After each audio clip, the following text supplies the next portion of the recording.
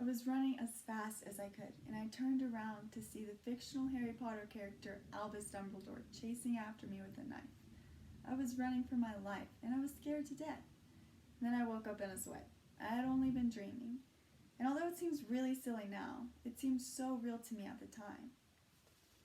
Everyone has had a dream, or maybe even a nightmare, that seems so odd that you may have wondered how you came up with it. You may have even looked further into an interpretation. Throughout the past few years, I've taken multiple psychology and science courses that has made me somewhat familiar with the human brain. In addition to this, dreaming has always been a topic of interest of mine, which made me explore it through scientific articles and writing research papers on dreaming. Dreaming has been a part of our lives dating back to ancient times. And through years of research, we now understand some of the psychological happenings when we dream, as well as how dreams affect us.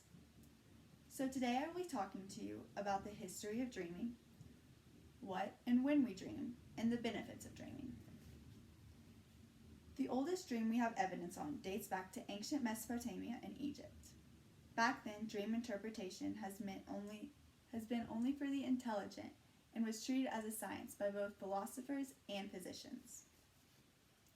Dream interpreters were found within all ancient civilizations because dreams were so heavily relied on.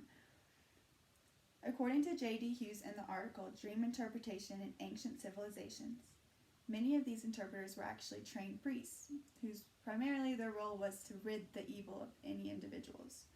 However, some instances, such as in Mesopotamia, had priests interpret in ways that we know today, where they focused on the individual and helped them understand his or her dreams. Changes in dream interpretation has gradually changed from culture to culture, such as ancient Rome and ancient Greece.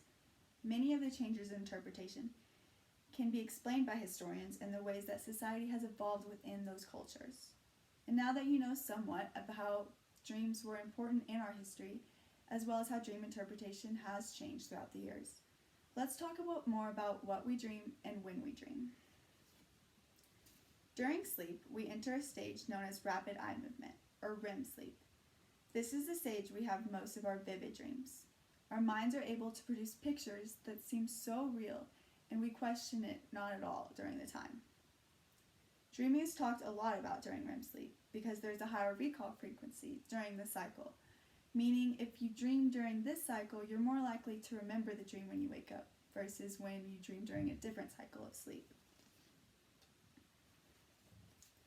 Many aspects of dreaming are still debated today, including what we dream about.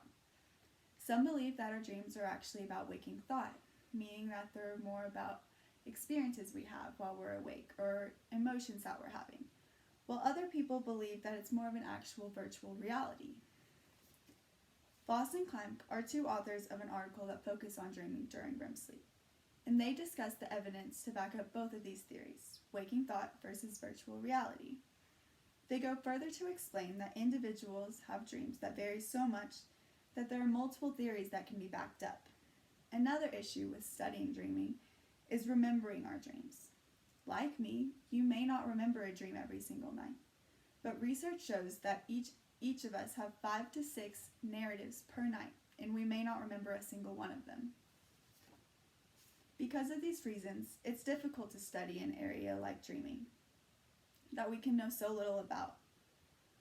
But now that you know somewhat about what we dream and when we dream, let's go into more detail about the benefits of dreaming psychologically. Dreaming is connected to emotional processes, meaning our emotions can affect our dreams, and our dreams can affect how we regulate our emotions. More often than not, our dreams actually include negative emotions rather than positive emotions. According to the article, The Functional Role of Dreaming in Emotional Processes, dreaming and emotional regulation actually share similar neurobiological bases. This means that dreaming can actually is a gateway to regulate the emotions that we're having while we're awake. Dreaming is also used to come up with alternative solutions to the problems we're facing. In a way, dreaming helps us internally solve conflicts by giving us a virtual world to do so.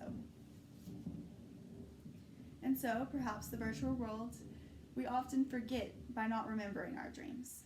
But we do know that dreaming is a very complex process, and that it does have an effect on our emotions and overall does benefit us.